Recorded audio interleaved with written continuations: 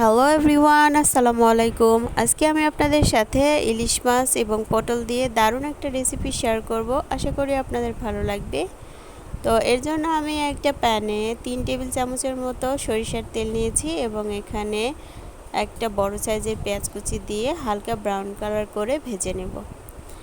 আর এর মধ্যে আমি আগে থেকে ইলিশ মাছটা ধুয়ে এখানে হলুদ, মরিচ আর লবণ দিয়ে ভালো করে মাখিয়ে নিচ্ছি। এই পেঁয়াজটা আমার প্রায় ব্রাউন কালার হয়ে এসেছে। এখন আমি এর মধ্যে মাছগুলো দিয়ে হালকা একটু নেড়েচেড়ে ভেজে নিব, তাহলে মাছের গায়ে হলুদটা ভালো করে লেগে যাবে আর এটার কালারটা অনেক সুন্দর আসবে।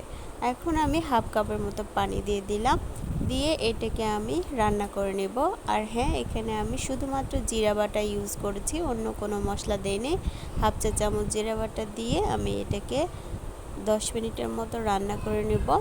10 মিনিট পরে আমি এটাকে একটা বাটিতে তুলে নিচ্ছি এবং তুলে নেওয়া হয়ে গেলে এই পাত্রেই আমি বাকি রান্নাটা কমপ্লিট করব।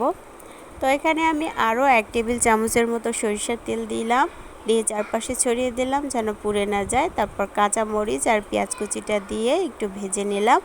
তারপরে আমি এখানে পটল আর আলু আগে থেকে কেটে ধুয়ে রেখেছিলাম, সেটা দিয়ে হালকা ভেজে নিচ্ছি। আর এটা ভাজা হয়ে গেলে, খুব বেশি ভাজবো না, এরকম হালকা করে ভেজে নিতে হবে। তারপরে আমি এর মধ্যে দিয়ে দিব 1 কাপ পরিমাণ পানি।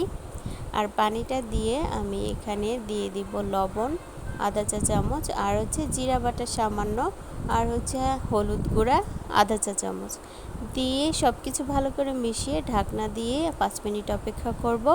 5 মিনিট পর ঢাকনা খুলে একবার নেড়ে চেড়ে এখানে আমি আগে থেকে যে মাছটা তুলে রেখেছিলাম সেই মাছটা এখানে দিয়ে দিব। তো এর মধ্যে আমি 2-3 বার একটু নেড়ে চেড়ে কষিয়ে নিয়েছি। তারপর আমি মাছটা দিয়ে এখানে আমি ওই বাটিটা ধুয়ে হাফ কাপের মতো পানি দিয়ে দিলাম এবং পানিটা দিয়ে আমি আবারও ঢাকনা দিয়ে এটাকে 5 থেকে 7 মিনিট রান্না করে নেব। তাহলেই আমার রান্নাটা কমপ্লিট হয়ে যাবে। রান্নাটা আমার প্রায় শেষের দিকে, এখন আমি চুলাটা বন্ধ করে দিব। তো তার মধ্যে আমি আরেকটা কথা বলে রাখি, সেটা আমার ভিডিওটা যদি ভালো লেগে থাকে তাহলে প্লিজ প্লিজ প্লিজ আমার চ্যানেলটি সাবস্ক্রাইব করে আমার পাশে থাকবেন। আর সবাইকে অসংখ্য ধন্যবাদ আমার ভিডিওটি ধৈর্য ধরে দেখার জন্য।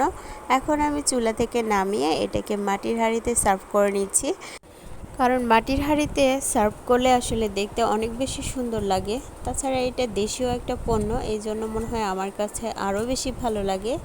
তো সবাই আমাকে কমেন্টে জানাবেন আমার রান্নাটা কেমন হলো, কার কাছে কেমন লাগলো। আবার দেখা হবে নতুন কোনো ভিডিও নিয়ে। ততদিন সবাই ভালো থাকবেন, সুস্থ থাকবেন। আর সবাইকে অসংখ্য ধন্যবাদ আমার ভিডিওটি ধৈর্য ধরে দেখার জন্য। আল্লাহ হাফিজ।